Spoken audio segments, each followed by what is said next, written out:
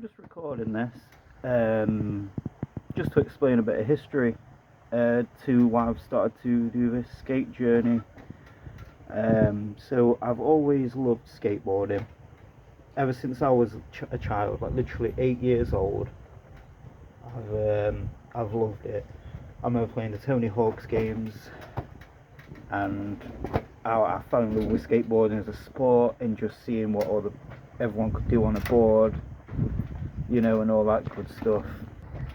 And well, I used to try and skate as a child, and I didn't have the proper support or the know-how. And I've always lived in a place where skating was never, like England in general. If you want to be a skateboarder, if you're not in a city or something like that, it can be quite difficult because there's no good parks.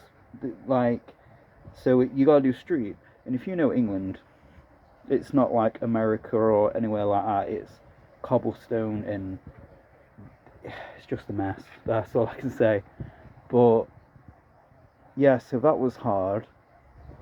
And then you fast forward till I think how old was I? I think I was mid-20s, and a skate shop opened up in my town, and it changed everything. I mean, it got me. It was like a little shop, and the owner was sound, and it had a mini pipe in there, and he was selling decks, and me and my mates couldn't believe anything like that was even where we're in, because we're in this little town, nothing like that. So we were stoked, and that's when I started skateboarding properly. I got a proper deck, and because he had the mini pipe, I learned my basic tricks, like I learned to ollie and pop shove, hill flip, and I did a lot of half pipe skating, like rock to fakies, rock and rolls, 50-50s, ollies to rocks, tail stores, Smith grinds, salad grinds, all that kind of stuff. And then the shop, probably about a year later, shut down. So then that went, and then so did my skateboarding, and I just dropped. No, I was wounded, and then COVID, and then the shop shut down in 2014, I believe, and then I stopped skating.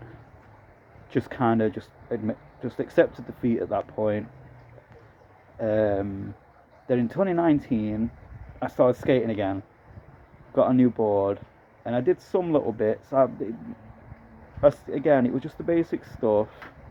I tried to go out on it in that, and it was just wasn't nowhere skatable, so I just left it again. And now, flash forward to 2025, nearly 2026, I literally started skating again in September. I had a really bad depressive episode, and I heard my next door neighbour I heard a skateboard, and I knew that sound a mile away. And I was speaking to him, and he just started skating, and I was like, oh yeah, and I was giving him some tips, and then something ignited in me, and I was like, God, I really miss skateboarding. Like, I miss it a lot. And then after that, I heard him again doing it, and again, and then it got to the point where I got my old board back. I started, testing the waters, and I was like, I think I've still got this, And yeah, a fire ignited in my soul. So now I'm like, I'm 32. I'm getting old. So if I want to skateboard, it's now or never.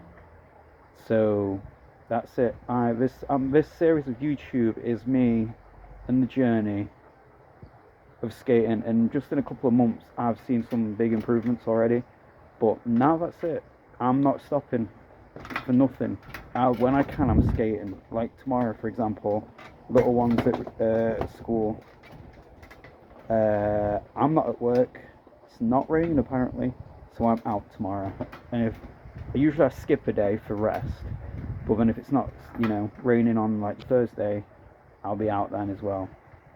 So yeah, that's it now. I'm pretty much gonna skate now until I'm dead. or unable to skate. But I reckon with skating, obviously healthy habits come in. I've noticed myself getting healthier. Thinking about buying a skipping rope for my cardio, and stuff like that. I've even thought about doing jogging, because that's it. I'm deadly serious. This is it. Stay tuned.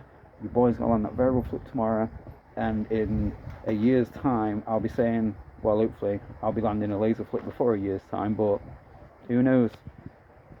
Catch you at next one.